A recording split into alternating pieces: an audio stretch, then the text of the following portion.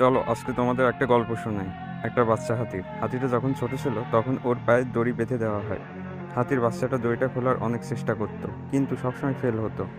এভাবে একদিন ও মেনে নেয় এই দড়িটা ও কখনোই খুলতে পারবে না। সময়ের সাথে সাথে বাচ্চা হাতিটা বড় হয়ে যায়, আর ঠিক আগের মতোই ওর পায়ে বাঁধা দড়িটা থেকে যায়। এখন আর ও দড়িটা খোলার চেষ্টা করে না, প্রতিদিন সব পশুদের মুক্তভাবে বেড়াতে দেখে। ও ভাবে আমার সাথেই কেন এমন হলো। তারপর হঠাৎ একদিন জঙ্গলে আগুন লাগে। আগুন দেখে হাতিটা অনেক প্যানিক হয়ে যায়। হাতিটা ভয় পেয়ে লাফানোর চেষ্টা করে, লাফ দেয় আর বুম, 1 সেকেন্ডে দড়ি ছিঁড়ে যায়, কোনো রকম শক্তি না লাগায়। আর হ্যাঁ, ও বুঝে যায় দড়ি না, ব্লিপ ওকে এতদিন আটকে রেখেছিল। ভাই, আমাদের লাইফেও এমন ইনভিজিবল রোগস থাকে বা চলে আসে। পরীক্ষায় ফেল, মানুষের সমালোচনা, আরো কত, আর আমরা মেনে নিই আমরা পারবো না। বাট দ্য ট্রুথ ইজ, আজকে তুমি যেটা, চিরকাল এমন থাকবে না। মেবি আর একবার ট্রাই দরকার এই ইনভিজিবল রোগস থেকে মুক্তির জন্য। দড়ি সে তো কবেই দুর্বল হয়ে গেছে, তুমি শুধু আর একটাবার চেষ্টা করো। হেই, দিস ইজ ইথুন go, do follow now, life is fucking enjoy.